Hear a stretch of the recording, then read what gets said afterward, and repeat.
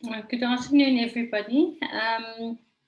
It's exactly 2 o'clock. We're still admitting some people, so we'll start in 2 minutes.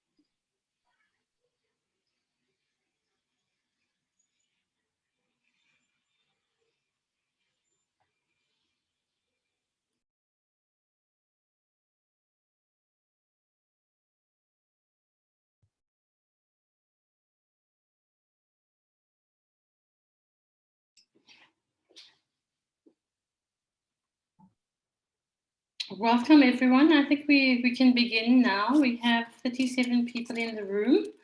On behalf of Savvy and SaferSpaces, I'd like to invite you to the final session of this conference. How do we implement a whole of society approach? If you can just take some time to have a look in the chat regarding the background and the rules for the session. If I can ask, if you do have a question, if you can use the chat box or raise your hands. We will also be giving you an opportunity to introduce yourself shortly so that you are familiar with everyone in the room, and request that you please mute yourself unless you're speaking. We are recording the session, and the presentation will be available on SaferSpaces channel as well. So by way of introduction, I'd just like to introduce myself. My name is Melanie Ludagmo. I'm your moderator this afternoon. We have 4 speakers. If I can ask them to put on their cameras. Diketso Mufamadi from the Institute for Security Studies. Tshepiso Machabaphala from the Department of Health. Mothupi Mafologela, apologies, from the Civilian Secretariat for Police Services. And Guy Lamb from the Safety and Violence Initiative. Also just like to thank Savvy for putting everything together that you see on the screen. So by way of introduction, I would just also like to give you some background about where we are in today's session. As you are aware, the white paper on safety and security, as well as other policy instruments such as the National Strategic Plan on Gender-Based Violence and Femicide, the IUDF, the Integrated Urban Development Framework, all advocate a whole of society approach. In the context of the discussions we've been having over the last few days around a preventative approach to address crime and violence, this byline, if I can call it, has been used interchangeably. We often talk about the intersectoral approach to violence and crime prevention, which requires combining resources, harnessing knowledge, sharing responsibilities, and co-creating activities and working in collective manner. But after all the talk, what does that actually mean in practice? And I think today's discussion would really like to focus on the concrete ways that we can enable this cooperation between all levels. And when we talk about levels and sectors of government, we're talking about local, provincial, and national, as well as all departments within government, and not just what are typically understood as those sectors' responsibility for safety and security. We're also talking about civil society quite holistically in the context of NGOs, CBOs, the faith sector, academia, and our private sector. How do we really work together in an integrated way? And what are the concrete steps, the modalities or the systems that we need to put in place to achieve this? So that will be the subject for today. To start our session, before I introduce our speakers and provide them an opportunity to give a short input, we're going to just ask you to introduce yourself via Mentimeter.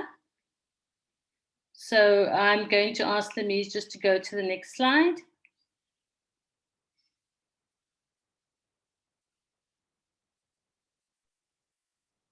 Sorry, Melanie, we are unfortunately having an issue with the Mentimeter at the moment. Would everybody just introduce themselves on the chat to say where they're from? That would be appreciated.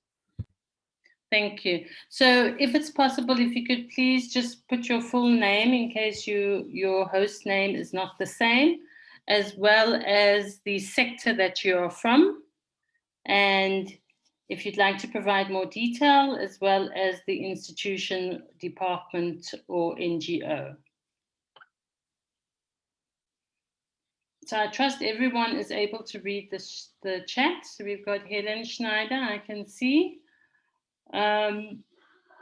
We've got from the department, the School of Public Health, we've got Charmaine, welcome, from Tshwane Metro Police.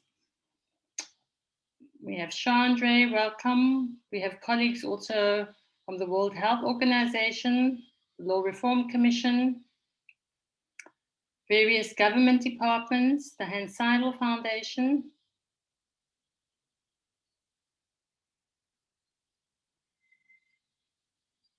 I'm just reading very quickly, as you can see in the chat. And we have colleagues from the University of Western Cape, as well as Cape Town. Welcome to SALGA as well, Local Government Association, as well as various NGOs from around the country.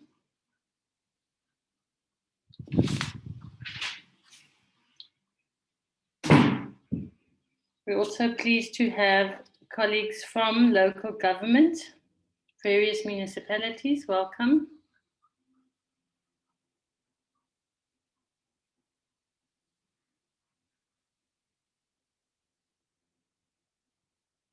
So we have a very good cross-section. I think we have most sectors. If I have missed anyone, I don't know if there's anyone from the private sector with us today.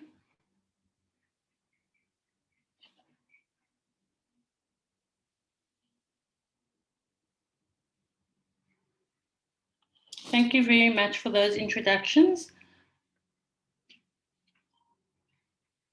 So I'd like to, without taking up more time, actually introduce our speakers to you. Some of them do have their cameras on. We will beginning with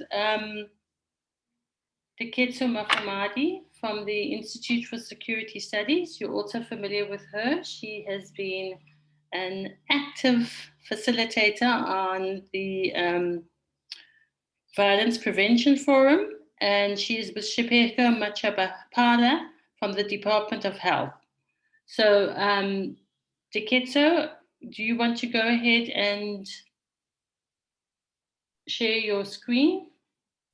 Thank you, Melanie. No sharing of screen from us. We'll just be speaking. Okay. Please go ahead. Welcome. Thank you so much, Melanie, and good afternoon, everyone.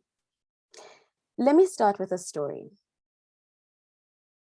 When he was 3, Jabu started coming to the offices of the 7 Passes Initiative, a community-based organization near George in Western Cape.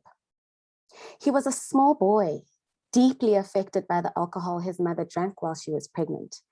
He was slow to speak, and at the time that he came to 7 Passes, he could only say 2 words, Naime, which crudely means, fuck me. His mother died when Jabu was young, and his father did not know how to be present for his son. His father's girlfriend had no interest in Jabu either. The 7 Passes initiative was started to prevent violence in a small, impoverished community. It provides after-school care, parenting programs, and therapeutic services. And it was here that Jabu found love, acceptance, food, and warmth. I'm telling you this story to show how important relationships are and to show how bad things can be when relationships are dysfunctional or harmful, but also to show you how healing relationships can be when they are good. It is good relationships that will determine whether the millions of dollars invested in developing evidence for violence prevention programs will realize a return. It is good relationships that will enable implementation, and that is what we're talking about here today. Good relationships will also help to ensure that policy is relevant and practical. When policymakers don't understand the grassroots challenges faced by frontline workers and the actual conditions on the ground where policy needs to be implemented, then we won't get this right. We also know that we can't fight or police our way out of these high levels of violence in our country. Ending violence requires intelligent, evidence-led solutions. Fighting is not a good way to implement. This is why, more than 5 years ago, my organization, the Institute for Security Studies, and UNICEF asked ourselves why we were still so far from large-scale, evidence-based violence prevention programs and implementation at scale, despite years of research and investment. We wanted to know why there was a graveyard full of pilot projects that were tested at great expense and involved real people like Jabu and his family. We concluded that researchers don't understand the pressures faced by policymakers or the questions that they need answers.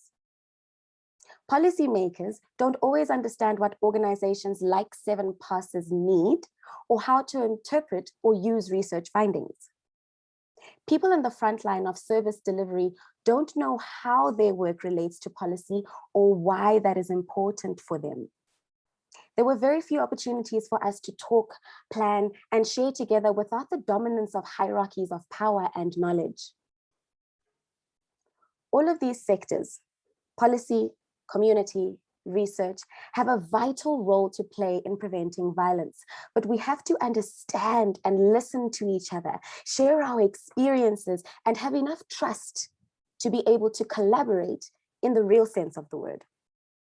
But there are very few opportunities for people from these sectors to meet, get to know each other, and find a common language for our challenges and our solutions. I will now hand over to my colleague Tshepiso from the Department of Health.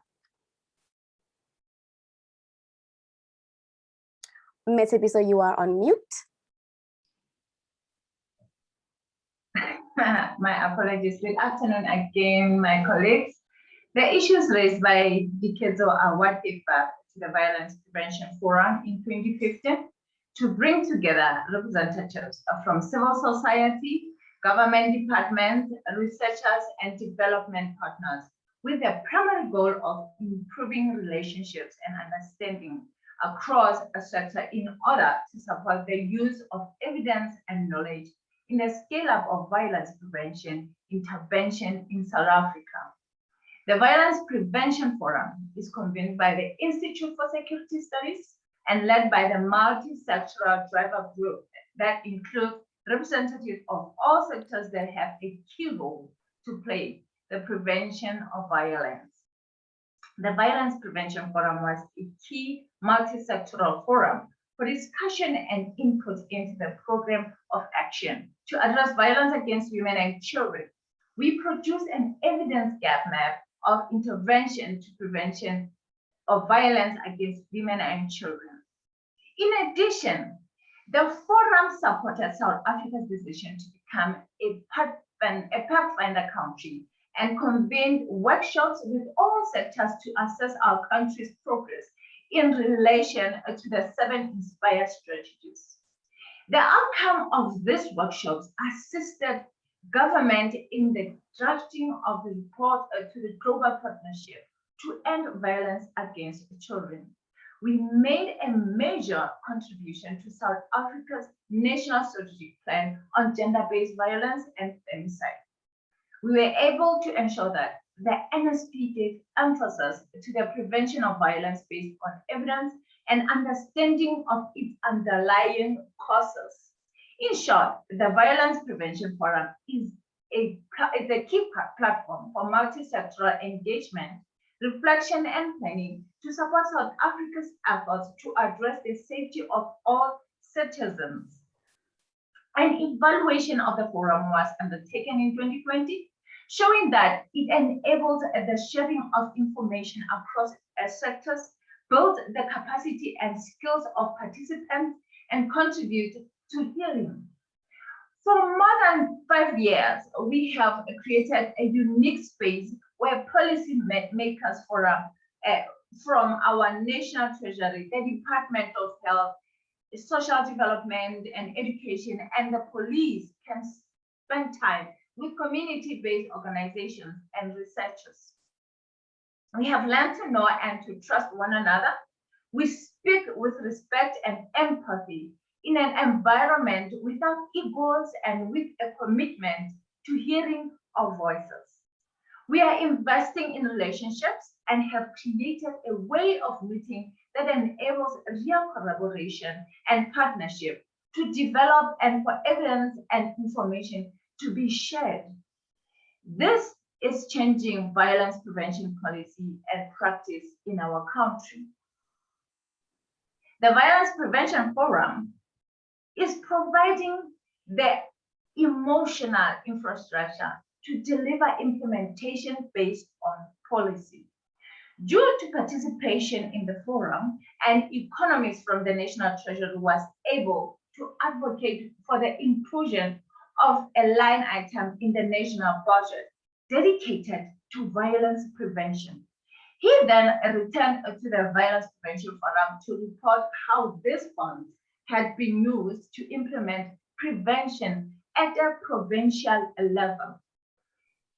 Through bringing sectors together and building relationships, the Violence Prevention Forum has helped to give rise to what is now called the South African Parenting Program Implementers Network.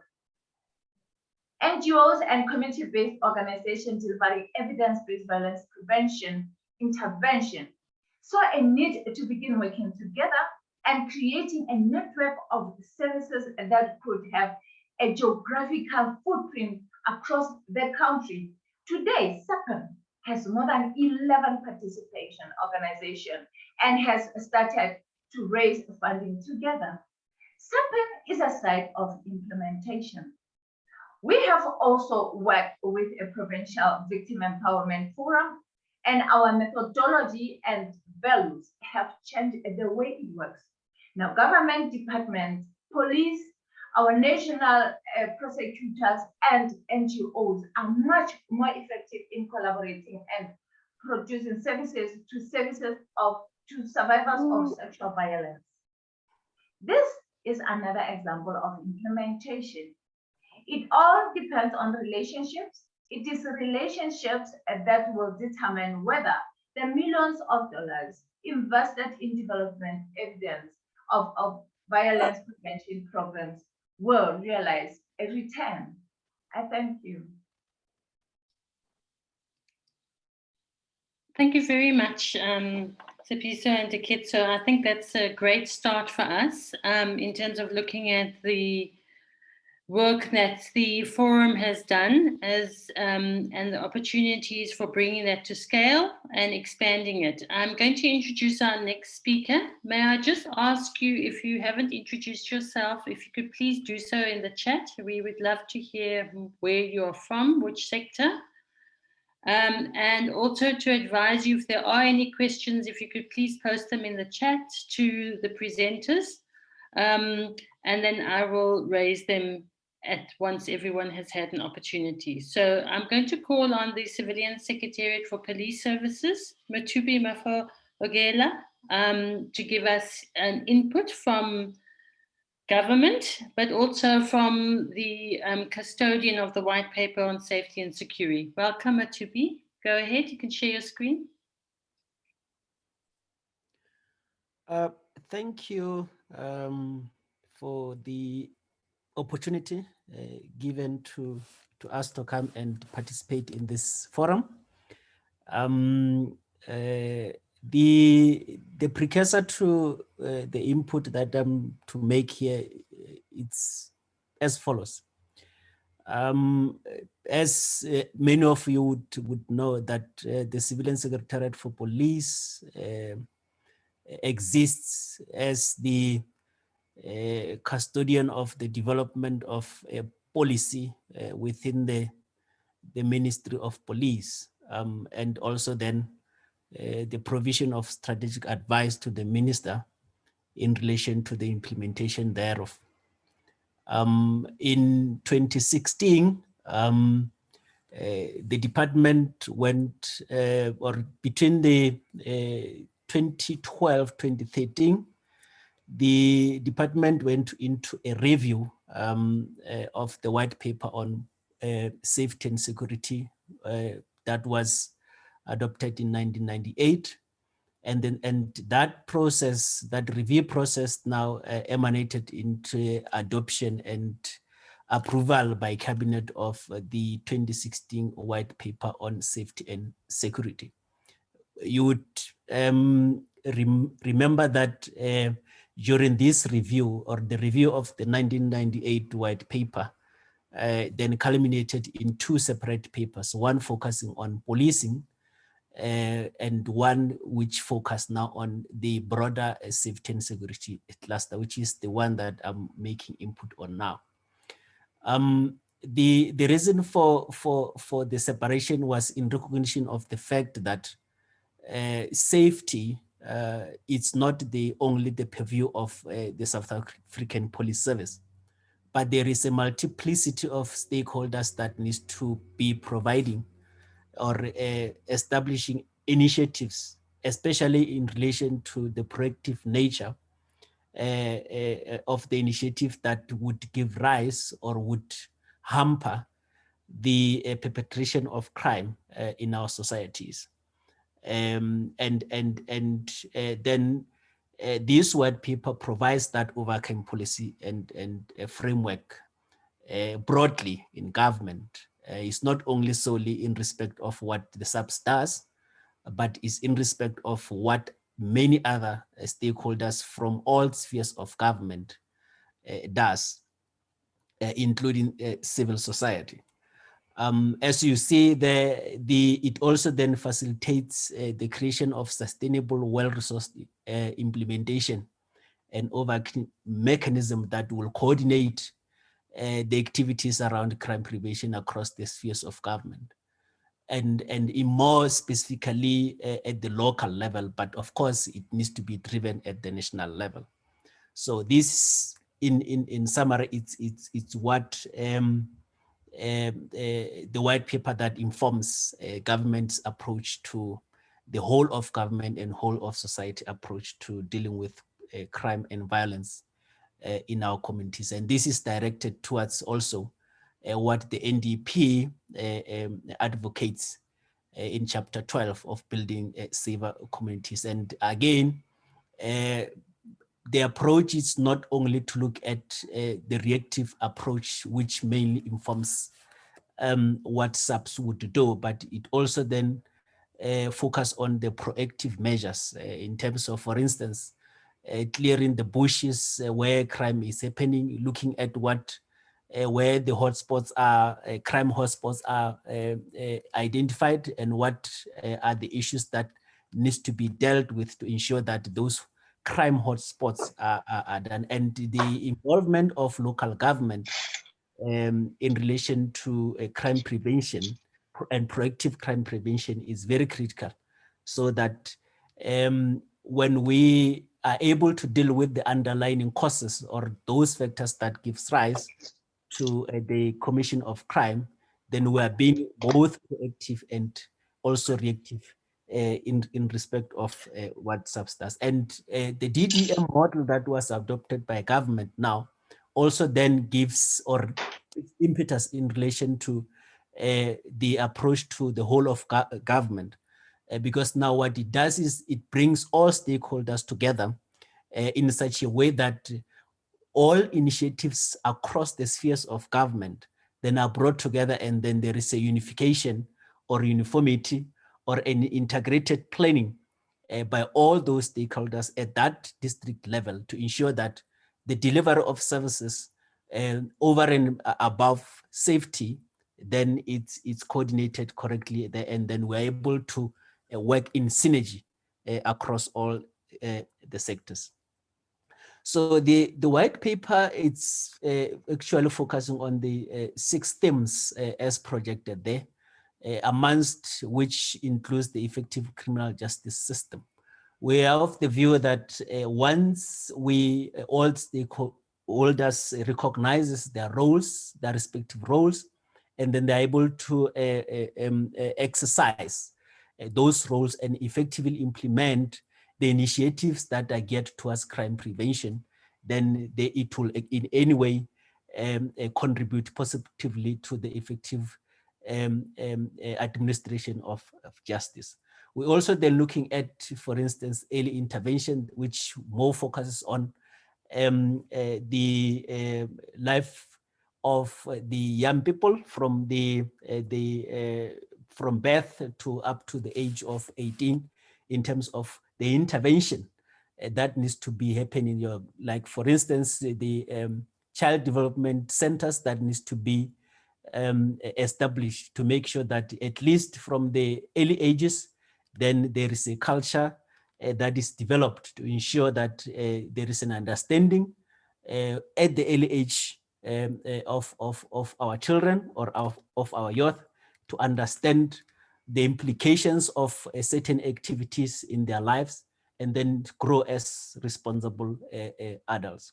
Victim support, of course, because in as much as the intention is to have proactive measures in relation to crime prevention, it does happen often that we find ourselves in victims of this crime. So we need to ensure that there is support structures that exist to provide the support that victims of crimes would require.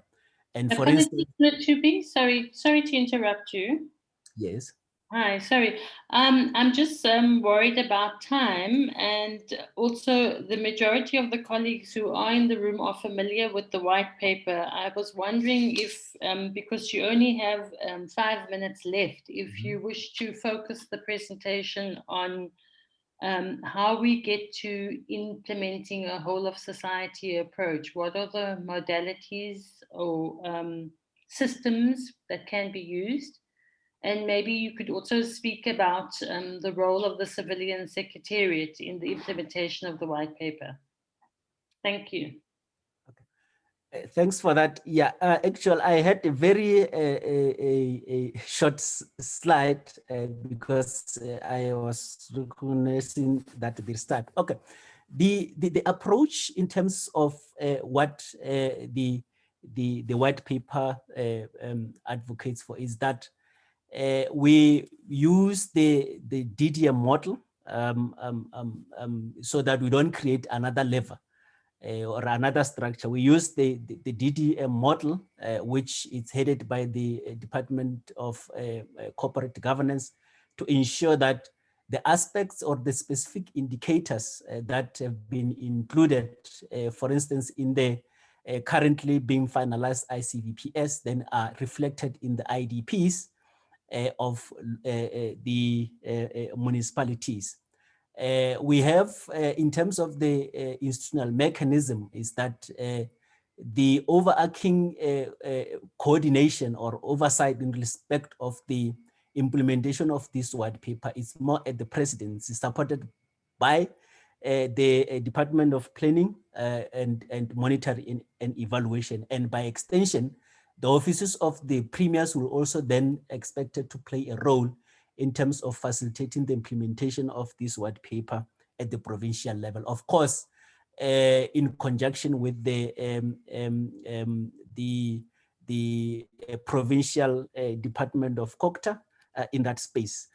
But then in the main is to ensure that the role is of those coordinating structures is to ensure that issues that have to do with safety and security are included in the planning instruments of at the level of the province and also in the main at the level of the local government.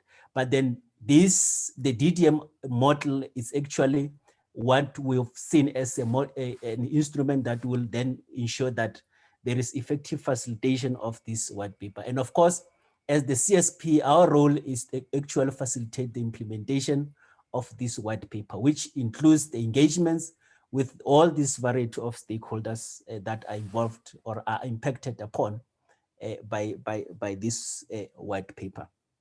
So that's in the main what the white paper is about, and that there is an institutional mechanism built into it to specifically outline those roles of the specific departments. And our role is actually to ensure that every stakeholder is executing the responsibilities as outlined in the white paper. And by extension, once the ICBPS is approved, then we'll also then expand that scope to cover what specific issues are included in the ICBPS. So I'll rather then stop there and I'll engage further on this issue. Thank you very much. Thank you very much, Mothupi. I think there will be lots of questions for you, regarding how the DDM can actually play that role, and also the work that you as the Civilian Secretariat are doing with COCTA in terms of ensuring integration of crime and violence prevention into the IDP. I'm now going to hand over to Guy Lamb from Savvy. He needs no introduction, as he's well known to us all and the sector. And then when Guy has concluded his presentation, I will actually just go through the comments and questions in the chat to allow for the open discussion from the panel. Over to you, Guy. Thank you. Thanks so much, Melanie, and good afternoon to everyone. I'm really encouraged to see that there are more than 60 in the room, because often a discussion of a concept such as whole of society approach often can be quite dry for particularly those of the coalface. So thank you for making the time to be in this session. I wear two hats at the moment. I'm with the Safety and Violence Initiative, which I was the director for many, many years. I'm now with the Department of Political Science at Stellenbosch University, but do still keep kind of managing Savvy on a part-time basis. So I want to speak about specifically the role of the academy, the role of academics in contributions towards violence prevention in South Africa, and the role that academics play in this whole of society approach. But these are my personal reflections, my personal interpretations. I'd be very interested in other people's views on this. But in terms of informing my personal reflections, I just need to take you through my journey very, very briefly. So I've been in and out of academia. I've worked in non-governmental civil society organizations, worked in think tanks, engaged with government over the years, with intergovernmental organizations, been part of networks, been part of policy making, legislative making. So started off life at the Center for Conflict Resolution, which at one point was part of UCT, University of Cape Town, when I was there. I was there for a number of years and was primarily involved in research and doing work on defense and security in South Africa, working on policy legislation and working with government and other civil society organizations and other think tanks around drafting new policy and thinking around this. A big issue for us was on conventional arms control, a bit on firearms and small arms, quite a bit on demobilization, reintegration, some work on policing, some work on the military. Then from there, I shifted to the Institute for Security Studies, where I ran the arms management program for a number of years. And that was working with other civil society groups, international NGOs, international think tanks, and with governments throughout Africa on conventional arms control, particularly small arms and light weapons control. So, getting involved in whole of society approaches. And from 2012, up until recently, I've been running the Safety and Violence Initiative at UCT, which was set up by the previous Vice Chancellor, Max Price, with the support of various colleagues, and funded it and provided resources that allowed me to be hired to be the director of it, with a view to doing interdisciplinary work, engaging with government, engaging with civil society organizations on violence prevention. So that's the kind of what is informing my comments for this afternoon. So to start off with, do we have an ivory tower problem within South Africa? And of course, I'm sure many of you are familiar with the ivory tower, namely the universities become these kind of bubbles, these places where really smart people go and get degrees and then do research and publish papers and don't engage with the real world or the rest of the world out there. This is certainly a problem you find in a number of well-resourced countries and a number of certain academic disciplines. But the kind of question is, in South Africa, do we have this problem? So my response to that is actually no. Maybe in some departments and some institutions we might have that problem, but certainly we tend to have quite an activist university environment within South Africa, where you're seeing numerous academics, scholars, researchers who are engaging with groups, engaging with government, engaging with civil society on the problem of violence. How do we reduce violence? How do we prevent violence? And the sort of webinars we've been having through SaferSpaces really are testimony to that. And also this conference is testimony to that. But I want to talk a bit about it because it's not as functional as maybe it should be. It's not as participatory as maybe it should be. So let me get into a bit more detail about that. But before I do that, I just really want to emphasize the sort of milestones, and there's a history here of academics and academic institutions getting involved in a range of legislation and policy development relating to violence prevention in South Africa going back to the mid-1990s. And a point here was that when the ANC came to power through the democratic elections, had this fantastic network of researchers and scholars and academics who had, kind of been part of the liberation struggle and then contributed to building a safer, more democratic South Africa. And you saw this playing out in a range of policy implements, from the National Crime Prevention Strategy to the 1998 White Paper on safety and security. A really interesting one around whole of society was the Firearms Control Act, where you saw a civil society network called the Gun Control Alliance, which brought in specific academics to work with them and work with the police and the parliamentary portfolio committee that was dealing with this act to come up with a comprehensive piece of legislation that really did improve safety in South Africa. And that's one of the really good examples of it. We also see Children's Act, National Development Plan, of course, the white paper we're discussing here. We've seen it quite prominently within more recent documents that are coming out. The Western Cape Safety Plan was developed, in terms of consultation with a wide range of scholars and academics and drawing on literature that was out there. And then, of course, we've seen the National Gender-Based Violence and Femicide National Strategic Plan that came about through to quite extensive consultations with the sector. And of course, various legislation and policies that have been developed too. So I just tried to break it down into what are the contributions that academics and the academy and universities have been making to violence prevention in South Africa. And sort of there probably are more than these 4 categories or 4 areas that I've identified. I can possibly divide them and label them in different ways. So these are my own labels. But the first prominent one is that of knowledge, is the key that academics do other than teaching is to generate knowledge. And it's really important, as we know, within violence prevention to have good data, good analysis of the nature of violence, and good data and analysis around what works and what doesn't work in what context. So we've already had these kind of conversations. And of course, putting that knowledge out there and making it accessible to the rest of the world, not just keeping your data to yourself, publishing it so that we all have access to it and we all can make use of it and contribute to a much more global knowledge than a much more closely knit group of people. The second is namely expertise. And this is where we're seeing in South Africa, academics playing quite a prominent role in providing input and advice to policy and legislation, but also engaging in advocacy and public education. So you're seeing this around key legislative reforms, new policy developments, or advocacy for change. So we've seen a lot on gender-based violence, a lot on violence against children. So for example, academics playing a very prominent role around corporal punishment and getting that outlawed within South Africa, not only in schools, but certainly in the private sphere as well.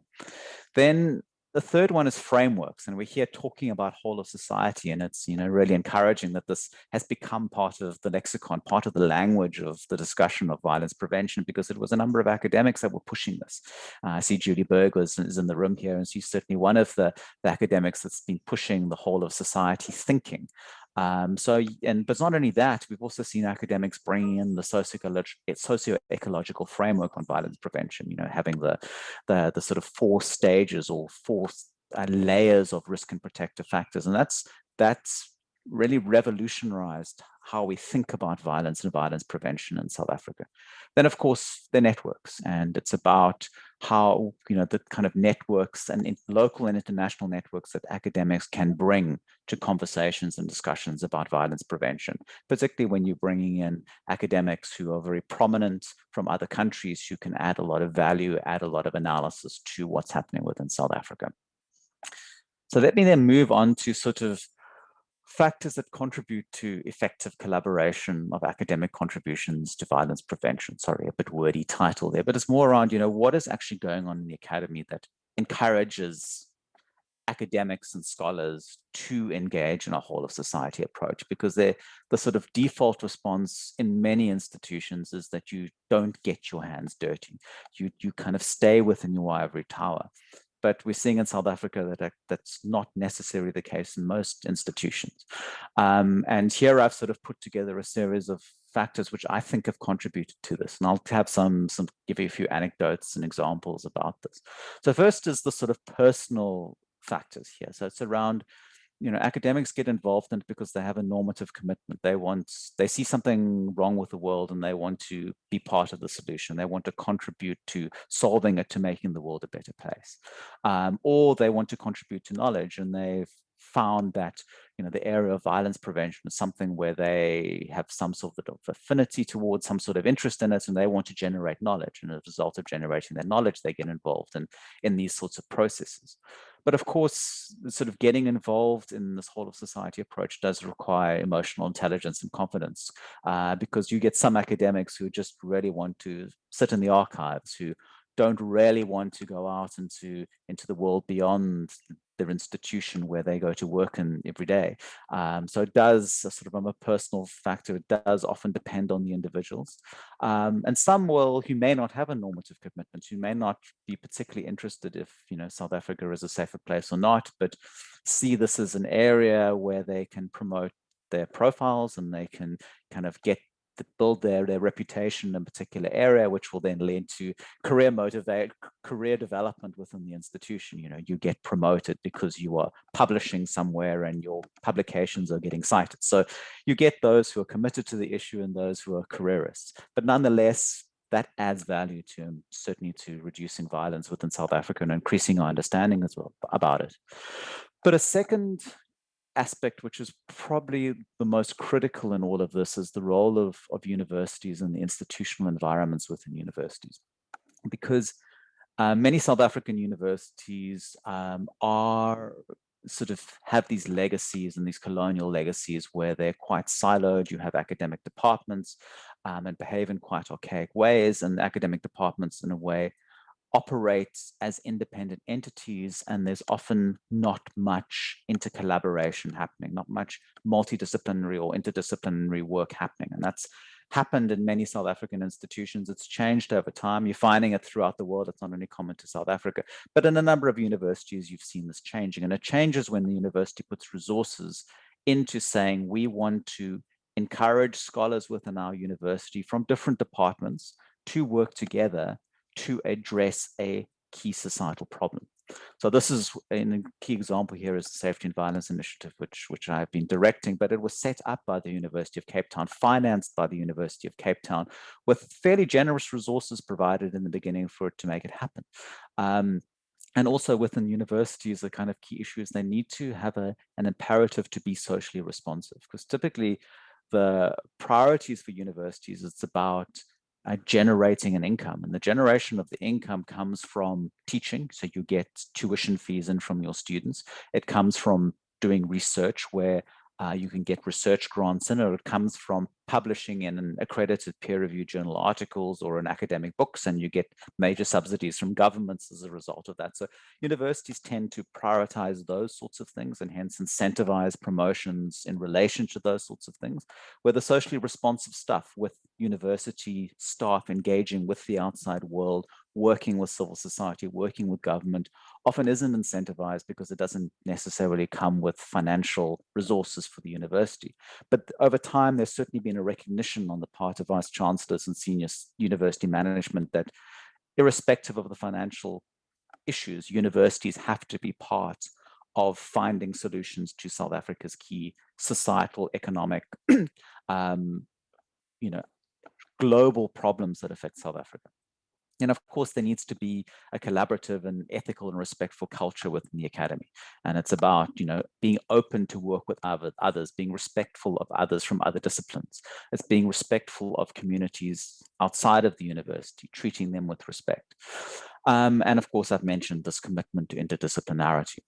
And also then the final aspect would be sort of what's happening in the external environment, and it's around where South Africa's been quite successful and where academics have been able to engage is that government is open to criticism. It encourages participation from the academy. It actually commissions the academy to go and do various studies that will help it find solutions to these problems.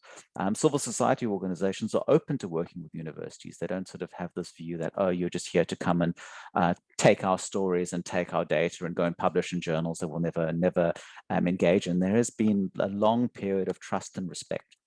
And of course, this kind of relationship is looked as legitimate.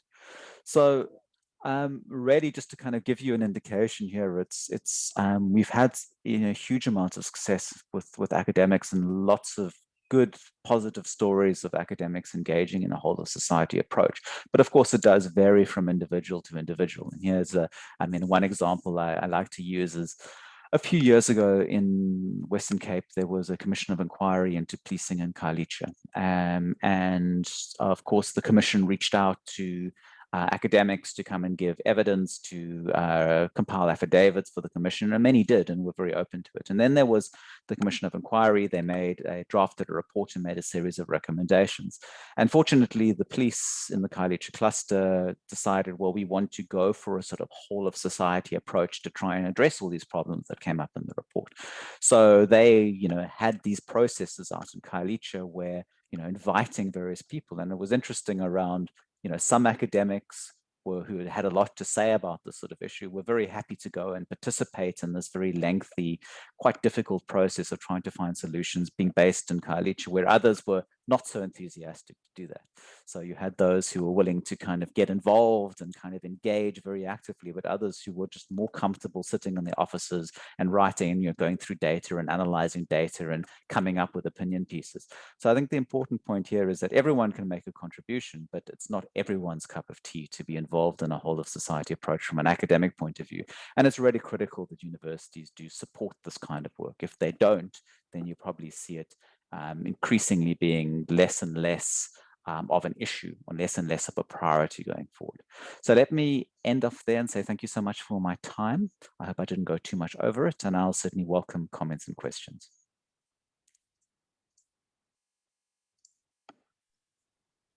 Thank you very much, Guy. Thanks very much. I was interested in your last point, but I'm not going to, I think someone else has raised in the chat. So in terms of a way forward, there are a number of questions which have already been posted in the chat, and I want to go through them quickly and then really ask a very direct question to each of the panelists in terms of how do we make a whole of society work? So we understand the policy, we understand the theory, and we've been given some really good practical examples in terms of collaboration, in terms of the work that Savvy has been doing and the Violence Prevention Forum. But I wonder, in order to take the discussion forward, can we really speak about what actually needs to happen and by whom to actually institutionalize this approach so that we actually see wholesale implementation of evidence-based crime and violence prevention strategies, and significantly where the resources are going to come from. So I'd like each of the panelists really to respond. You have 2 minutes each to respond to that, and then I would like to open the floor to questions. Going through the chat, just to bring your attention to a few things that have come up. Martin Koltz from Eastern Cape is saying, speaking about the role of local government and whether there's a reluctance by local government to drive implementation. And I think we can extend that question further to structures like the Violence Prevention Forum. How do we actually engage with local government? How do we bring them into those discussions and those places? There's also a question on the DDM model in terms of what is the role of community safety forums. We've also mentioned independent IDPs. This is Bongomisa Zondo. Is that shortism because there are only 5-year strategies? And then I think Mothupi, thank you for clarifying some of those issues. There's also another question about certain government department operating silos and their unwillingness to engage with civil society or other structures. And then also a comment around the unfunded mandate of local government and what role structures like COCTA and Office of the Premier can play. I see Gwen and a few people from Western Cape are in the room. They can maybe talk to that issue. And then I think quite critically in terms of some of the issues you've raised, Guy, around the role of academia and how does one begin to bring on board those academic departments who currently are not in the public interest discussion or debate at all. And I don't want to call them out by name. I see Tinus is in the room. Maybe he can talk about engineering and planning. But how difficult has it been for Savvy or structures like Savvy, and what leadership should the university be given to departments in terms of their work with civil society or generally their work in the public interest? So I may have missed some comments. I invite you all to raise your hands. We'll keep a record when we open the floor to discussion. But I'm now going to give you 2 minutes each to really come up with the practicalities of how does this become real, bearing in mind that we're talking about a whole of society and who that means. So can I call on you, Diketso? I don't know if you and Tshepiso are like a package deal, but we would like to hear from the Department of Health as well. We are a package deal, Melanie, but Tshepiso is going to take this one. So as a package, Tshepiso will answer. Go for it. Please give us, pretend you're the president and you have the power to make things happen and the money to back it. Please tell us how you are going to extend the lessons for us from the Violence Prevention Forum. You're on mute, ma'am.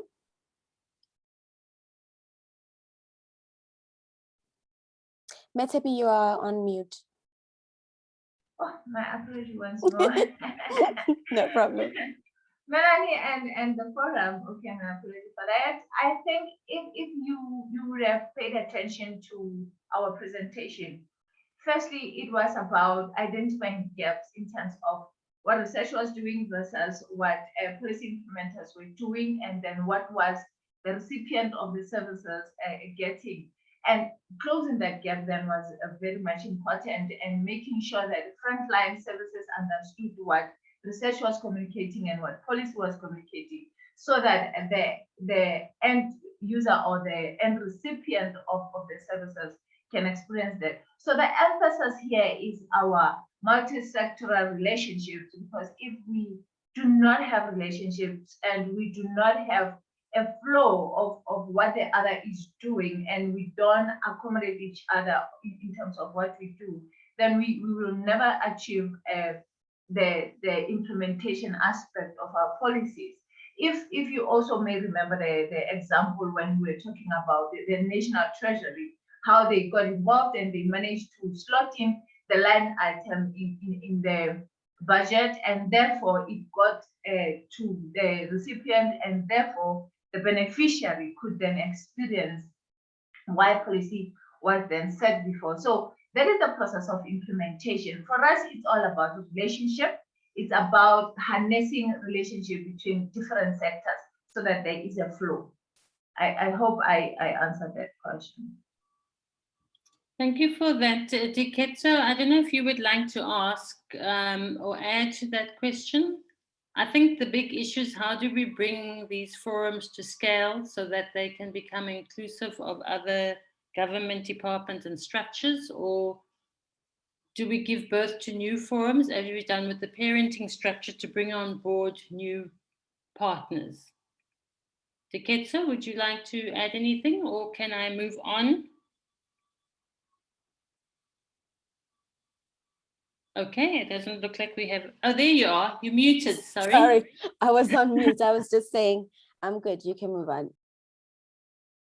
Okay, so I'm going to pose that question to the floor and to our other speakers as well. Mothupi, I wonder if you can come in here and maybe talk to us about any progress that the Civilian Secretariat has made in terms of engaging with national government departments in terms of implementation and coordination. And also about the white paper on safety and security speaks about a national center, which could play a critical role in terms of spreading evidence-based research, but also acting as a mechanism for intersectoral collaboration. Can you perhaps speak to that, please? Thank you. Yes. Although I will not go into details, but safe to say that after realizing that we had some challenges on the implementation of this white paper, then we went into the second leg, where now we had now to ask ourselves the how part, because that was not necessarily outlined properly in the white paper, which then culminated in what we're busy with now, which we are processing through the government structures, the integrated crime prevention and violence strategy. That strategy is that which now goes now to the lower level in terms of what are the specific things that each stakeholder that has been identified needs to do, and also ensure that, for instance, at the core of this, it's COCTA in terms of the implementation, especially at the local level, as I indicated earlier. So those specific indicators that has been included in the ICVPS are now expected now to be included or considered when local government, for instance, and any other concurrent departments with concurrent functions plans, then they need now would be expected once the ICVPS goes through a cabinet, then they would then be expected to include those specific indicators so that we're able to monitor and report on initiatives that relates to the crime prevention, and which is why the institutional model in terms of how the ICVPS, which is linked to the white paper on safety and security, we say that the DAPME will actually then be the custodian of that center, which will now be able to host and save data that relates to issues of safety and security, so that we can draw on it in terms of the policy cycle within government. In respect of the resourcing, we're not necessarily advocating that, because considering that the pressure on the government fiscus, we're not necessarily advocating for new monies, but we're saying that already there are certain departments, there are certain municipalities that are already actually had activated some of the crime prevention initiatives So what we say is that it's now for them now to relook in terms of what they are currently doing, and then also then ensure that where there are projects that are not necessarily yielding a positive result, then they can reorient that money and then channel it through to crime prevention initiatives. And then with the role of the CSP, we are in liaison with COCTA at national level through the implementation of the DDM model. There is an expectation that all the metros has to develop what they call one plan aligned to the DDM model. So we would be participating in those structures that have been set at all the levels to ensure that as they plan at that macro level, then we will also then be able to influence what goes into the one plans, ensuring that issues of safety and security are catered for.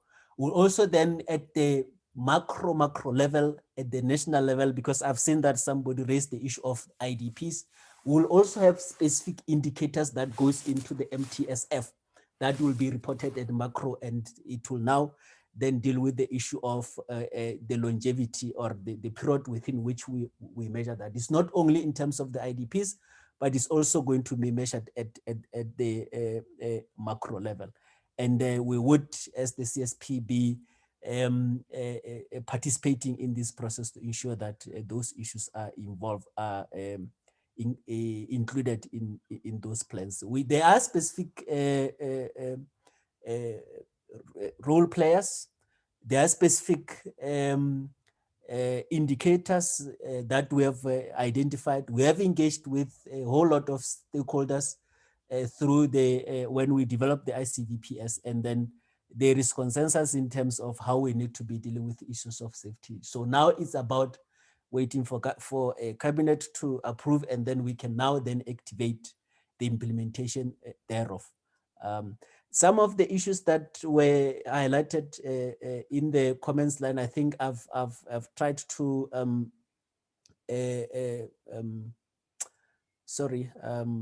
clarify them in terms of the CSF. We would remember that the CSF is a structure that is actually has to exist at the local level. So the responsibility is for the municipalities to establish those CSFs. And those CSF fits in this way that when they are able now to engage with the municipalities during the planning process or at any point in time when issues of safety and security are discussed. And that will also then, through the leg or the theme of active community participation, then it will also then be also including the issue of the CPFs. So there would be that role that during the planning process or any other process at the local level, then the CSFs would now be able to contribute to that. So the CSP is actually facilitating the establishment of the CSF at the local level, although there are some challenges, but we think that we would be able to champion those challenges to make sure that there's effective implementation of the community safety policy, which links to issues of safety and security at the local level. So I think SS that I can just pause there. The issues that were raised in the comments line, I think I've addressed them. Thank you.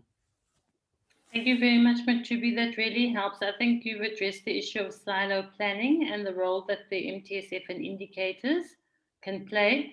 And then I think it's very promising the developments with metros in the DDM model, which Tulani has just explained is a district development model, which has been implemented across government to ensure a district-based approach to planning. So that there's better integration and planning in terms of resources between national, provincial, and local government, but also between municipalities themselves. I think the critical issue there is the extent to which, how do we bring in on board other partners, civil society, academia, into those mechanisms. But I think you've addressed those issues really well for us in terms of the progress that has been made.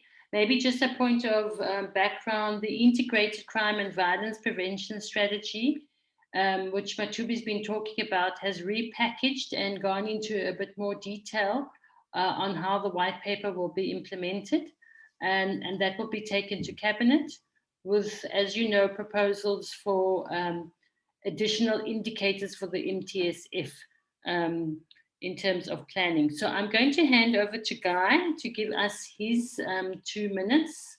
Guy, there were some questions in the comment, which I think you've had an opportunity to look at, directed to you. So maybe you want to speak to that.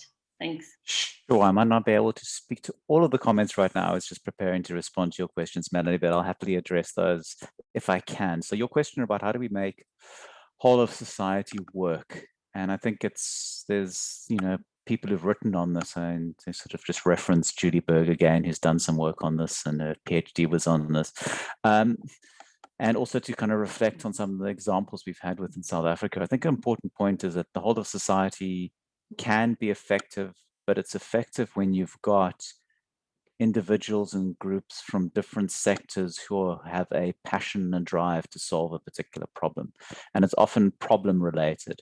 So to give you an example of the Cartilage Commission of Inquiry, to use that example again. So the commission report came out, a series of recommendations. The police initiate a process, but initiate a whole of society approach, which was really interesting because police often respond to these kind of problems with having a sort of community consultation or an imbizo, and that's it. Where this one was a highly consultative, staggered process that took place over a period of time where you brought together members of the community groups, including Cartilage Development Forum. You had provincial government getting involved, and Department of Community Safety sent a number of senior people to all the meetings. You had senior SAPS people in the Western Cape involved, and it was a process of breaking all the problems up into kind of themes, and then forming kind of subcommittees around those themes, and trying to figure out how you're going to solve these problems. What is possible, what's not possible. And it got to a point with regular kind of check-in meetings, but also strategic planning meetings, to the point where actually a strategic plan was initiated, drafted, finalized, and approved. And it eventually got stuck because there wasn't buy-in from national government. There was buy-in from provincial government, actually from provincial SAPs as well, but not from national government and national SAPs. But you had buy-in from provincial governments, and it became this problem of, well, there was no funding and this disconnect of political will. But yet you had all these groups that came together that felt that it was important to solve all these problems that Cartilage was facing in relation to safety and policing. And it's the sort of thing about, that was the passionate aspect that brought people together. But to make the point that's been raised by the other panelists, it's around budget. And if budget's not there, you're not going to move on. So I think that's kind of a key issue. It's about, it has to be organic to some degree for these things to happen. It has to be quite specific to what is of interest to you and what is a passionate to you. Okay, so that's really my 2 cents on that particular issue. Then there was a question about, let me kind of go look through these questions quickly or the comment about what role have academic research and recommendation played in terms of public legislation and policy. I mean, there's so many examples here around, and we even just look at the white paper on safety and security, and Melanie, you were driving that particular process, and taking into consideration all the comments that you received. And there was a huge amount of academic work that was fed in, and research findings into that particular white paper. Just looking at the Western Cape government's safety plan that came out a couple of years ago, that draws on extensive academic literature. So we've got numerous examples of this happening. A key issue is often around the drafters and the officials who are responsible for developing this, if they're open to what academics have to say, open to what researchers have to say if they read. So they've given you some good examples, but another example that wasn't such a good example is the Anti-Gangsterism Strategy that was developed. It doesn't seem as though that had much engagement with academics, scholars, experts in the field, and it sort of kind of is quite broad and vague in many respects. I'm talking about the national plan. Certainly in the Western Cape, they tried to bring in a lot more evidence-based to try and improve it. And then questions that are sitting out there around academic departments, what sort of role some academic departments play, more active roles within the violence prevention field, and a lot of this has to do with leadership of those departments.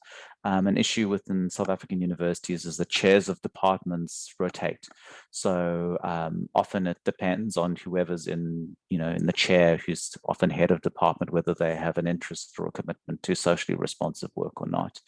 It often depends on university environments around. Is there pressure? Is there a very heavy teaching load on academics in those departments, or are those academics actually researchers, or they're more teachers? So this is often a kind of a key issue that's taken into consideration, that plays a particular role. I'm just trying to see if I'm missing any questions here. Let's have a quick look. Right, let me leave it at that and not hold up the conversation. I can always come back and make further comments when I've looked at more of the questions. Thank you. Thanks very much, Guy, to the panelists. So I think I want to open the floor for some discussions. I just want to invite Chandra to maybe elaborate on the input regarding how do we bring to scale the valuable lessons and good practice of structures such as the Violence Prevention Forum in terms of inculcating that approach between government and among different partners. So, Chandra, would you like to take the floor? Thanks, Melanie. I see Diketso has her hand up. So maybe, but I'll jump in quickly and just say that I think it's $1 million question, isn't it, that we're all grappling with, is how do we do this? But one of the things that we're approaching this from two perspectives. The one is that the opportunities seem to be arising for us to expand the Violence Prevention Forum, and one of those has been in the Western Cape. I'm sure that Dix's hand is up is because she wants to tell you a little bit about the development of a process towards the formation of a violence prevention forum in the Western Cape. And perhaps Gwen will add to that as well, because I see her hands up as well. But I think the key point is that there's not one thing that is going to, not one thing, not one institution, not a single act that is going to lead to a massive change in the way we do things in South Africa.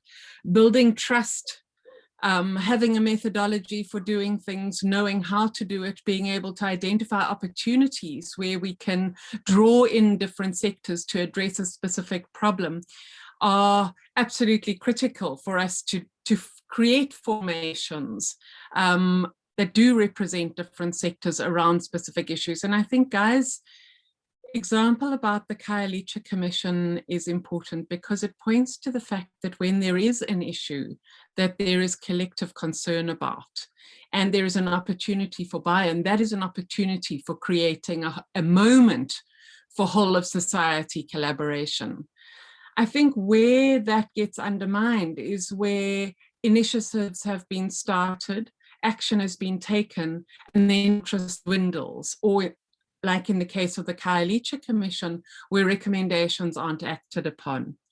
So we're seeing in the Violence Prevention Forum a number of emerging opportunities, increasingly opportunities also to work with and collaborate with the private sector.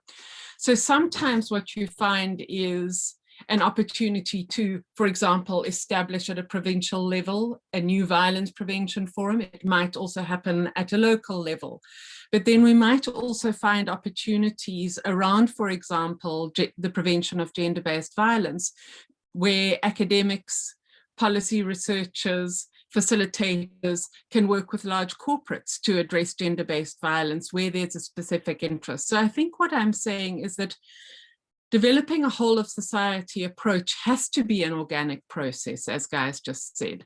You're not going to, with a stroke of a pen, with a new policy, or even with a new budget allocation, be able to build necessarily the kind of trust in the willing human beings and the sustained process that's necessary to bring people together to work together.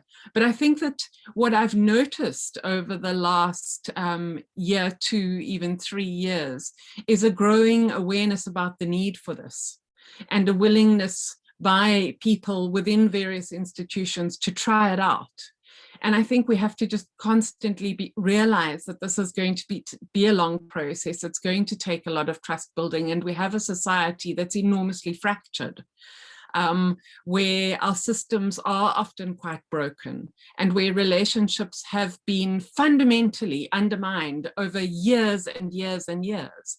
And so we can't expect a sudden quick change, as much as that may frustrate us. This is about the long, slow build together.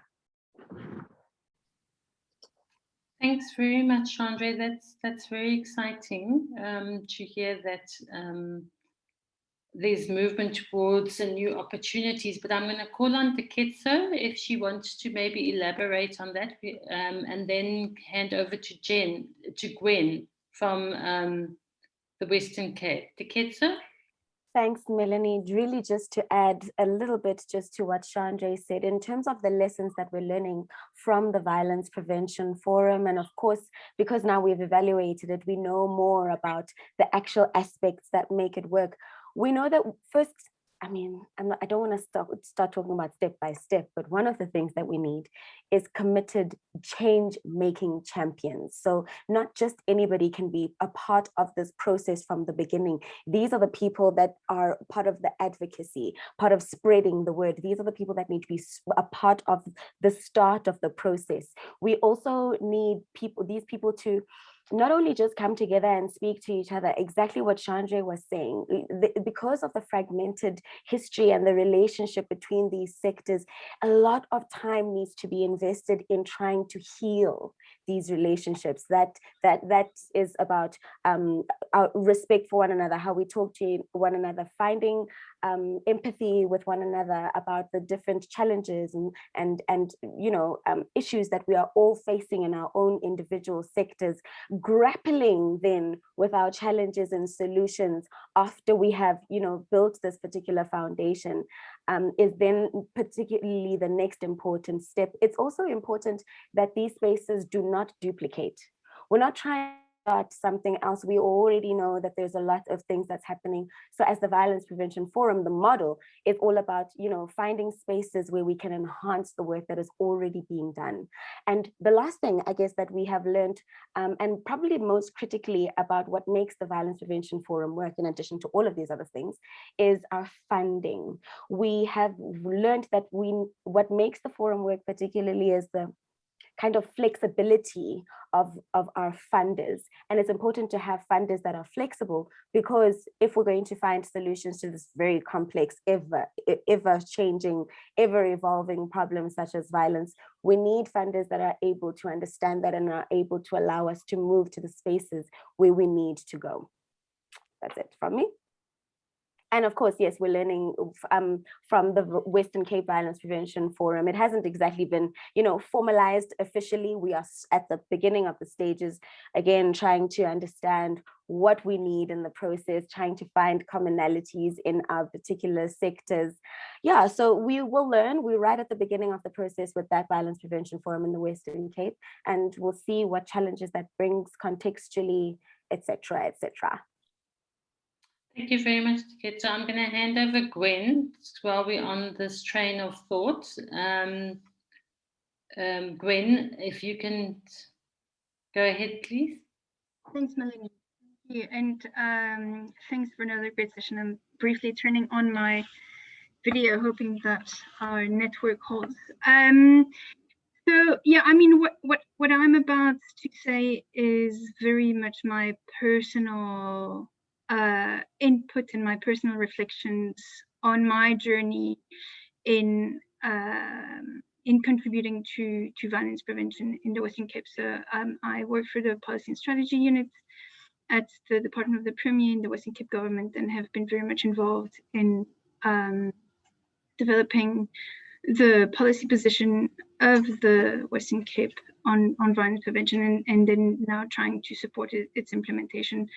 And was I central to what we're trying to do? And so maybe in terms of how do we make it work, I mean, I would just want to echo what everyone has said. So first of all, it's very hard to implement a WOZA approach. And so I think we need space to fail, and we need space to learn. Those are to me two key things. And again, this is very personal. And the other thing I think that's key is leadership. So it's to be allowed to fail and try out things that are different, and being allowed to also promote the violence prevention agenda, which is very much long term.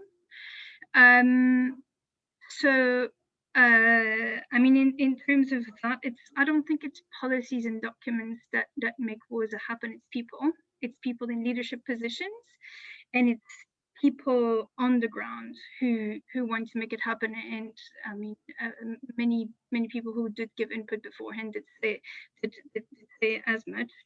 And I want to maybe emphasize what Diketso and Tshepiso have been talking about.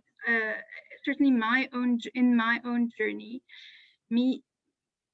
the support that I've received from the Violence Prevention Forum, the values that are promoted through the Violence Prevention Forum have helped me immensely in my work as a civil servant and in doing things differently. So for those of you who aren't involved in the Violence Prevention Forum, sorry, Diketso and Chandra, for promoting your work so much. You might have a lot of requests for additional membership, but the kind of work that they're doing is purely exceptional, and it's so intangible but so important. And so that's also about WOSA, it's intangible stuff, but that's so important. In terms of additional funding, our position is very much use the resources that we have, especially now in terms of COVID. We know our budgets have been cut like never before, and it's about how do you then fund crime prevention, but we're already doing it. I mean, we are doing first 1,000 days, we're doing parenting, we're doing GBV prevention, we're doing we're trying to reduce alcohol harms, we're doing drug prevention, etc. We're doing all of that stuff. It's not about doing more, it's about doing better. And so it's about being data-led and evidence-based. It's much harder and it takes much longer, but if we want to have an impact on on a complex social problem like violence prevention, we have to. There's just no other way. So it's not about more, it's about better.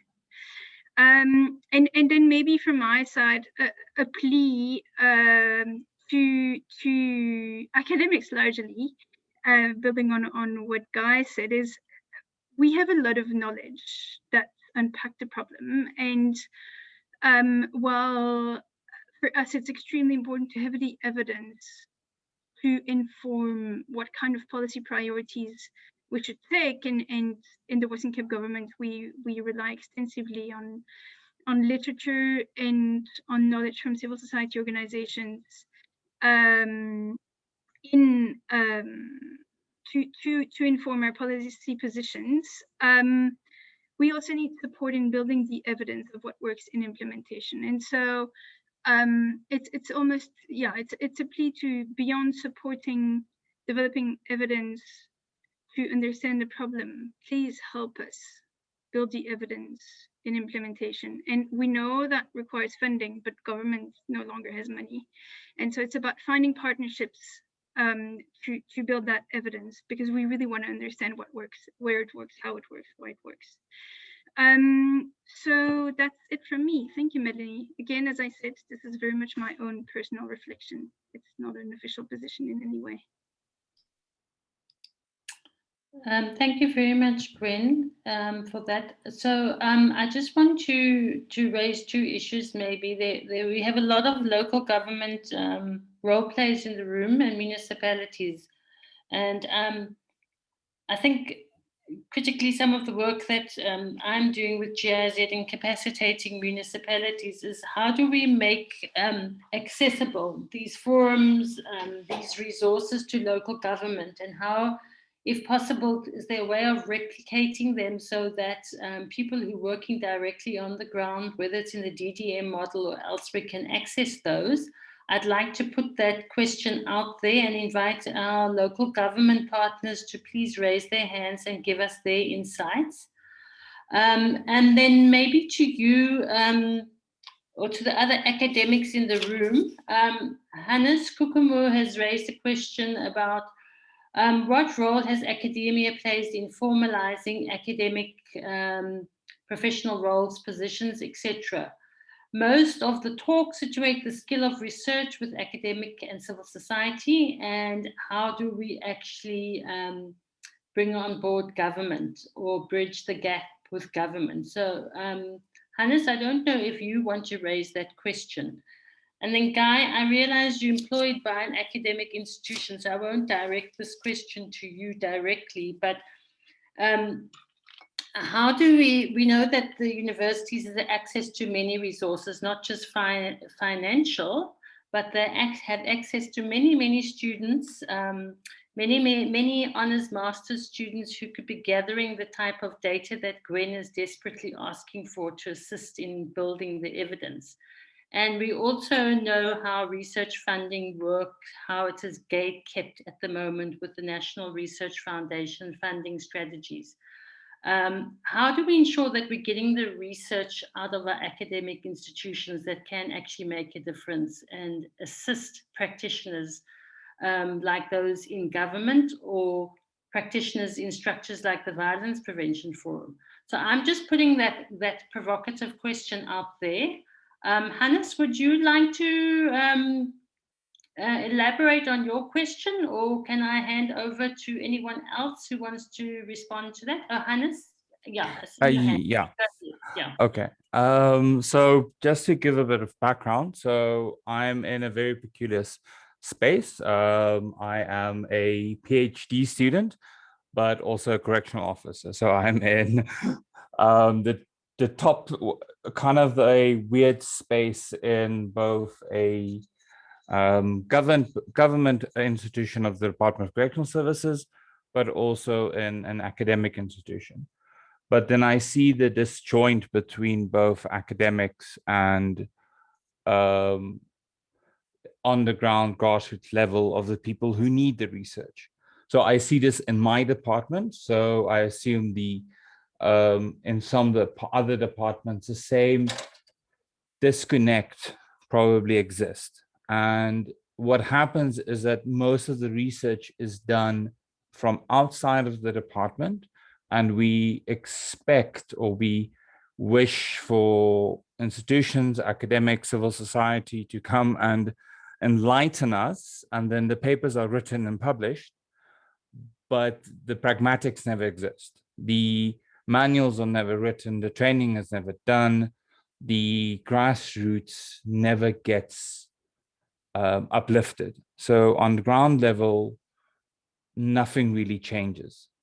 So, and growing up in a police household, I know that this is not just limited to the correctional space, but also in the police households or police side of it, that there is limitations to a whole of society living when there's no internal changes, when there's no academics inside of a department fighting for the changes that we need and the changes that we want.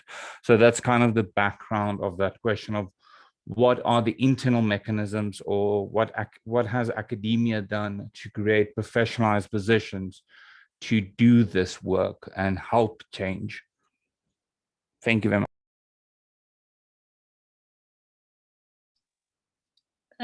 Thank you, Hannes, for that. I have a hand up from Bongo Musa. Zondo, please go ahead.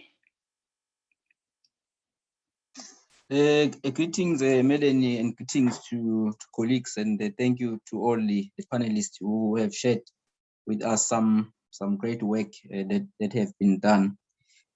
On the question you are asking about the work that you have done, I mean, with either GIZ or with the Urban Safety Reference Group, I think, I mean, I can't speak for all the metros, but we have, I think, I mean, we have benefited from that, and then Guy Lem would also may also make a comment on that in terms of trying to improve how we as local government play our role of delivering services within a safe environment.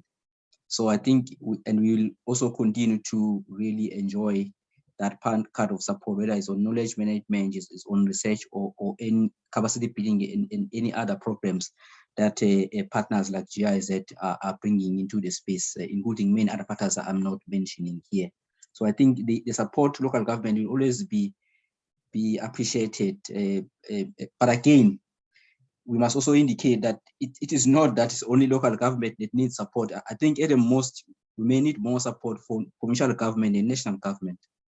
And you will have seen the response I posed and inputs to the presentation made by my colleague Mothupi from the Civilian Secretariat. And again, it talks to some of the concerns that we have at least shared as metros, in the premium club of metros in South African Cities Network, that in some cases, we are somehow ignored by our counterpart, either in provincial government and in national government. And eventually they come up with particular approaches that really is devoid on what is a true reflection of how local government deal with crime and violence at a local level and the impact it has to our ability to deliver services, equally to collect revenue, to attract and retain investment, and equally, bring about a creative and enabling environment for the future leaders, which are our children in cities. So I think we still have got a long way to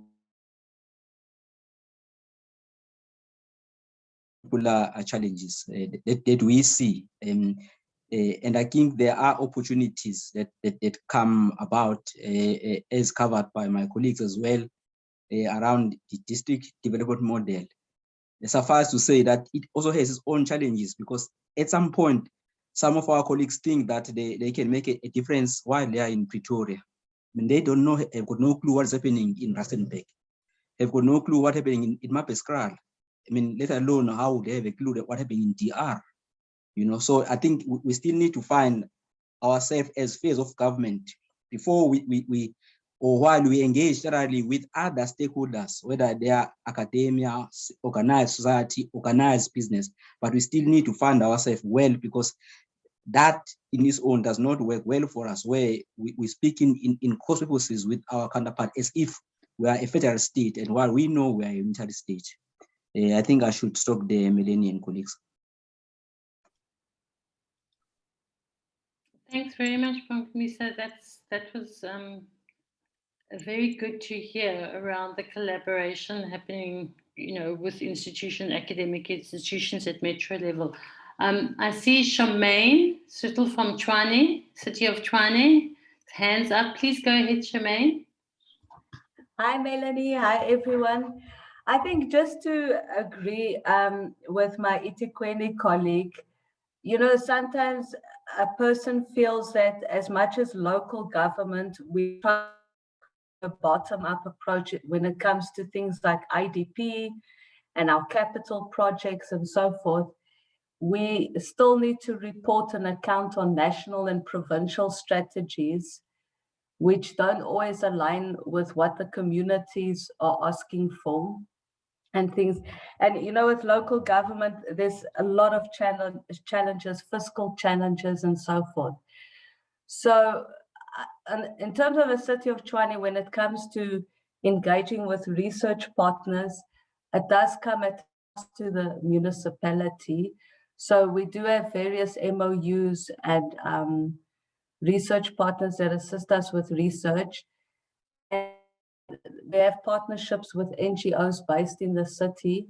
And some of those NGOs are also supported by the municipality. So I think the important thing is, how local government works and how it's structured, and the type of community engagements that work, and also that you won't get a one-size-fits-all approach. For instance, the white paper on safety and security says that there should be a strategic coordination director in the office of the municipal manager. And we don't have one at Tshwane. So they said that they can't fund a directorate like that as well as a metro police. So tough decisions need to be made on local government level, and we're trying the best that we can. But yes, our participation in the Urban Safety Reference Group has been invaluable, and the sharing of lessons between the various municipalities, as well as the training that we've received from GIZ and Ground Up, has been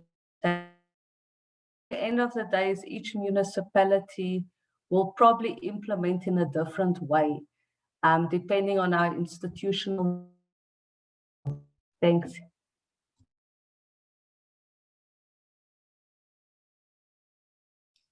Hi, Charmaine, are you still there? Sorry, lost you, but thank you for that. Charmaine, are you still there? Please go ahead. I'm still there. Sorry, Melanie. I'm not sure that, at what point did you lose me? I think you were talking about one size doesn't fit all.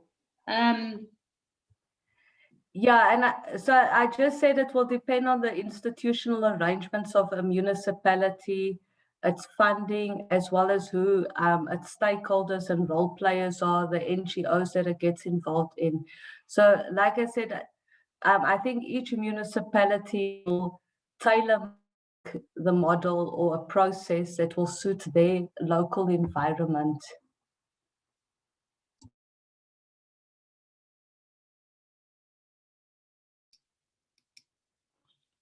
And thanks, Charmaine, for that. I think it's been really interesting looking at the journey of municipalities and the challenges they have faced. And I think also, I think another political elephant in the room around politicizing certain structures and policies and the implications of that. And I think that's been one of the challenges around taking the lessons of the Cartilage Commission nationally, is the impact of politics and the role that plays also in destabilizing institutional structures which have been created by different political parties, and how we safeguard that.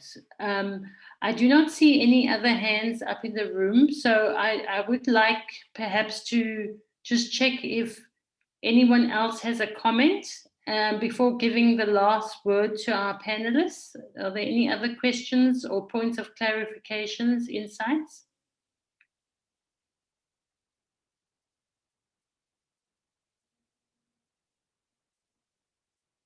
Has anyone got a burning question or possibly a wonderful solution?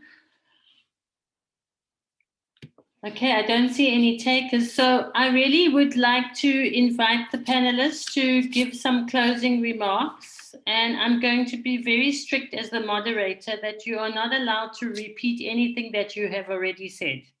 In the interest of trying to take us forward,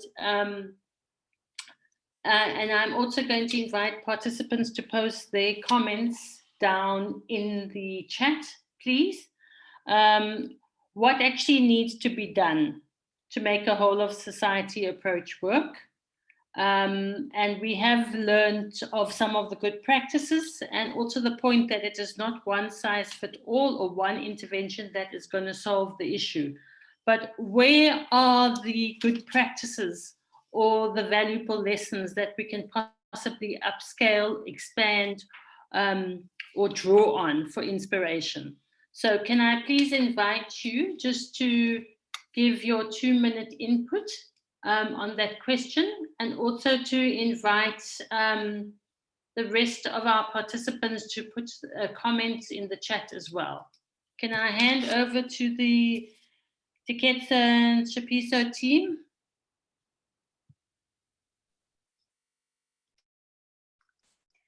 Okay, everyone. So Melanie said I can't repeat everything that I just said, but relationships are very important. And I'm sure you're all wondering how we create these spaces. We have a great facilitation skills and facilitators that hold our space. In fact, because now we're realizing as the VPF that these are the skills that are needed, and these are the kinds of conflict resolution like space holders and people that are able to hold these spaces, we are upscaling that particular facilitation method through what we call a facilitation course that the VPF is currently rolling out. We are on rollout 2. And really, this is a course that just teaches exactly that, how to hold difficult conversations, how to hold spaces in order to facilitate conflict resolution, especially around social, complex social problems such as violence. I'm going to stop right there. Mothupi. Thank you. Please go ahead. I should think Diketso has said most of the important issues, but I also want to emphasize that we need to understand that policy is what is on paper, but it's not applied on objects, it's applied on human beings. So we need to also have values and empathy as we are dealing with a policy, and we should understand that as we go on, we should not just have wonderful smart policies. They should be policies that can literally resolve real issues that are on the ground. So I want to just say that I wouldn't want to go further because Diketso has said much more. So all we need is to make sure that whatever that we decide on paper is able to be applied to a real human being, and we can cascade to all levels of society. Thanks, Diketso. You know, I did put you under pressure, but you did deliver. I think the issue you raised around skilled and independent facilitation was excellent. And I think in terms of holding the space, but also at productive meetings and constructive meetings. So thank you for that. Mothupi, can I call on you to give some final words? Thank you.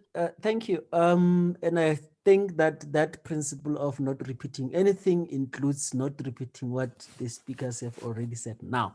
So I'm not going to do that. But I just would like to thank the participants for their inputs here, which would be very valuable in respect of our role from a policy development perspective. But I think overall, one needs to point out we need to have an understanding of the impact of crime on socioeconomic and the development agenda in South Africa. That if we are not able to deal with the underlying factors that gives rise to crime, then the socioeconomic development agenda suffers. And as a result, then we have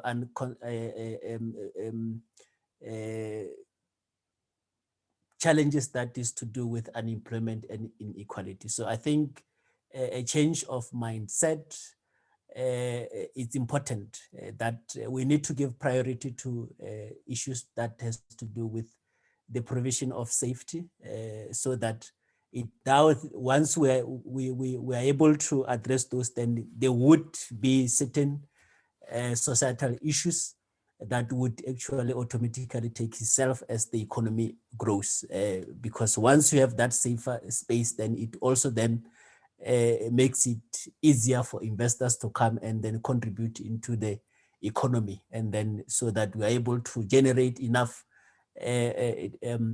revenue to fund other social programs. And I think I agree that this is not a one size fits all, and this is not a cast in stone. There would be ongoing engagements with all stakeholders.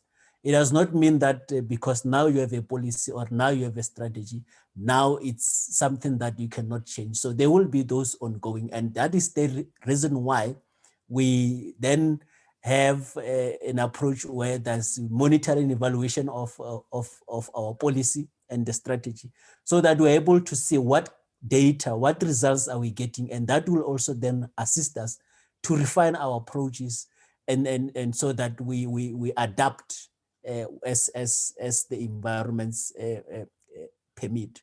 And I think that I agree that especially at the local level, when we were saying that we would be involved in the structures that are set, especially for the development of the one plans at the district level, of course, different dynamics exist in different municipalities. And I think it will be remiss of anyone to expect that all the municipalities will have a same approach into that. The fundamental issue is that, are we able to respond to issues of safety? Are we able to channel resources, the limited resources that we have, to trying and dealing with issues of safety and security? That is the fundamental issue. The issue of how we structure, so whether we have a directorate there or a unit there, yes, is well and good, but the fundamental issue is, are we able to deal with issues to do with safety and security? So in all, then, that's the closing remarks from our side. So we will keep on engaging with our stakeholders to ensure that we keep on refining our policies and strategies in this environment. Thank you. Thank you so much, Mothupi. I'd like to then hand over to Guy, if you've got any closing comments or issues you'd like to highlight, Guy. Sure, thanks, Melanie. I'll also try and respond to the two kind of key questions that were put to me by Hannes and by yourself. So let me kind of try and weave that into my response. I mean, the overall question, what needs to be done? So I think, Melanie, your question about how do you involve more university resources and expertise in working with governments and addressing government's need to do research to evaluate what it's doing around what works, what doesn't work. And these kind of issues largely relate to, is engaged scholarship, social responsiveness, a key priority for universities. And some universities, as I mentioned before, are, and some they aren't. But if it is a priority, it means, and it's particularly a priority that then becomes part of performance evaluation as part of a criteria for promotion, you'll certainly see a lot more of this happening. Of course, using performance appraisal, performance management, and including whole of society engagement, and that can actually open up a whole lot of opportunities, not only in academia, but in government as well. So that's just a kind of something to flag there. Also in getting university resources, particularly graduate students, to engage more in societal issues and kind of challenges that are facing, is around having institutions and mechanisms within universities to facilitate that. So within the University of Cape Town, they've had something called the Knowledge Co-op, which tries to do that. It's sort of been underfunded and certainly seen as a bit of a kind of a niche issue, but the whole point of it was to be a mechanism that government and civil society organizations could go to and say, listen, we want research done on X, Y, and Z. Can you connect us with students or staff who might want to do this? Of course, the missing ingredient there was funding, but it did lead to a number of interesting studies taking place. So if anyone's interested in that, go and look at the Knowledge Co-op's website. Then it was the question, Hannes, your question about positions that are set up. I think, you know, I can't answer that question directly, but what I can say is that what's been recommended by studies that have been done have led to the creation of certain programs that have led to employment. For example, and the city of Cape Town's gone for the neighborhood safety officer model, and that was the result of academics advocating for that particular position. We've seen programs being rolled out not only in Cape Town, but other places that have seen to employment of, you know, short-term contracted people to do things. I suppose what the academic environment has been more effective at doing is looking for ways to capacitate government and make money at the same process. So they're doing it, that's going to benefit them, but it also benefits government. So you've seen some universities being more effective than others. For example, Wits University has been quite good on safety through their graduate school and offering executive programs, part-time programs to government officials who are looking to improve their skills, improve their knowledge, look for promotions. And it's quite a rigorous program. I know that because I'm the external examiner on some of them. Within the UCT environment, and this comes unfortunately to toxic leadership and toxic politics, but working with South African Cities Network, Urban Safety Reference Group, and with GIZ, a number of years ago, we devised an excellent course for local government officials around how do you promote safety, improve, reduce violence in the context of your metros. And it was geared towards whole of society thinking, as was a key component of it, looking for the resources in your environment. And this was an executive course, so a 5-day course, which was a very good model because it would have tapped into local government training budgets, and then the university would have benefited from it as well. But unfortunately, politics within the faculty that was driving it undermined the whole process, and it was never continued beyond the first year. But that issue is around, that's what universities can do in terms of capacitating existing positions, and also encouraging government departments to get their employees upskilled and to take on these types of skills that are required to engage in the whole of government type of approach. So let me leave it there. Thank you so much.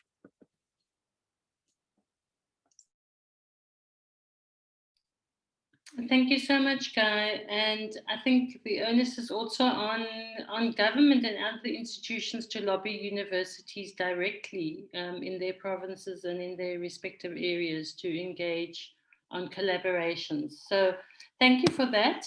I don't see any more hands or any more inputs. There's some resources that have been shared in the chat, so please do have a look there for them. As you are aware, this is actually the final session today. So I'm going to hand back formally to Guy to do a closing of the conference. And we'd just like to say thank you once again to our panelists.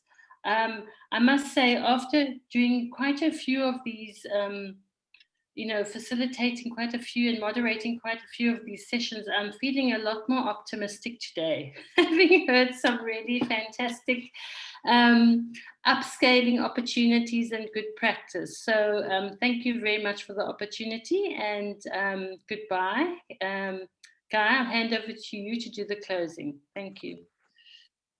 Thanks, Melanie, and thanks for facilitating a really kind of dynamic and kind of invigorating conversation, because often these WARSA conversations can get a bit dry and abstract. So thank you so much. It really made it a successful session. So now is my job just ready to wrap up. To say thank you to everyone who certainly participated throughout. We've had really good turnouts. I think in one session we had about more than 90 people, but on average we probably had between 50 or 60 people per session, which is really good. Often I think many of us have become tired of doing webinars, but what this webinar has enabled is a lot more people to participate and a whole lot of new faces, because in previous years Savvy had organized in-person conferences in Cape Town, and those outside of Cape Town had to have resources to come down and participate. And also we had to organize the conference, we needed to charge a registration fee. So if we could pay for the venue and the food, with the online process, we don't need to do that. But we do need to thank GIZ, because GIZ did put money into keeping SaferSpaces going, and there was money in the SaferSpaces budget for us to organize this event. So in terms of pay for people's time. So we really need to thank Francesca, Terence, Tulani, and others at GIZ for making the grant possible to allow us to keep SaferSpaces going, to have this particular webinar in place. But also I really need to pay special thanks to Lauren October and Ms. Mota, who did all the hard work behind the scenes, who did all the invitations, engaged with all the speakers, working with Francesca, who also on her side of GIZ side did a lot of the background work as well to make this event possible, to make sure that everything ran smoothly, and also we pulled it together in a fairly short space of time. So I really need to acknowledge the role that they've played in this, but also to say it's like this, I think, is a very useful way of engaging and reaching out to a much wider audience. I think certainly the sort of SaferSpaces, those responsible for SaferSpaces will sort of take this into consideration when planning the kind of next activities for SaferSpaces and next rounds of funding. But let me just say thank you to everyone, to all the speakers in all the sessions for preparing and also kind of putting together short, sharp, concise, very targeted presentations in less than 10 minutes. I think that really added to the conversation. And also thank you to all the participants. You really gave some fantastic interventions. You asked some really insightful, interesting, helpful questions. So all in all, I think this was a very successful event. So I'd like to thank everyone involved, all the speakers, all the participants, and particularly to the Civilian Secretariat as well, who certainly without them, SaferSpaces and these kind of events wouldn't be possible, because they are the key government partner on this. So thank you to the whole to the whole Civilian Secretariat team for being involved as well, and also for your inputs. And so without any further ado, I'd sort of like to bring this conference in the web environment to an end, and just for everyone to watch SaferSpaces for any adverts of future events that may come up. of course, we're entering a new era of safer spaces, is that, it's a safety and violence initiative. We're kind of winding down our operations. So GIZ, in conversation with others, will certainly be taking safer spaces forward and hopefully to bigger and better things in the future. So thanks to everyone, and I hereby close this event. And please, Francisco, you've got something to say. Yes. Apologies. Over to you, Francisco. Don't worry, Guy. Very spontaneously, I think we would like to, or me and I think also the VCP project would like to use this opportunity to thank you and also Lauren and Lamise, just in addition to the vote of thanks that you already gave to us and the speakers and to CSPS. I think you know that we enjoy working with Savi and especially your team, and we wish you well for wherever your future path leads you to. And obviously, we also enjoyed the conference and are really grateful to have such a strong team, or to have had such a strong team to support the organization of this conference with your expertise and your capacity. So thank you also from our side. Thanks, Francisco. Now you can close. I just wanted to check. I saw Matlakana had your mic on. I wasn't sure if you wanted to say something. I didn't want to silence people. Matlakana, it's totally up to you if you'd like to say something as well. Matlakana from the Civilian Secretariat.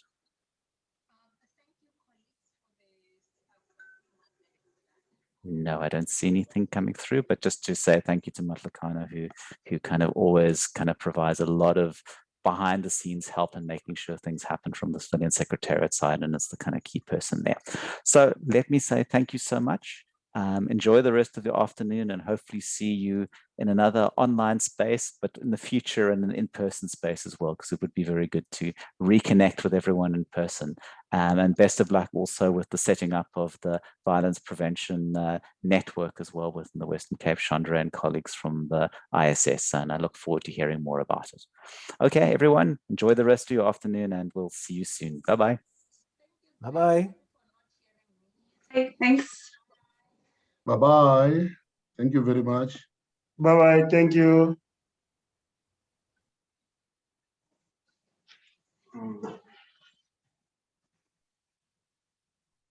Bye.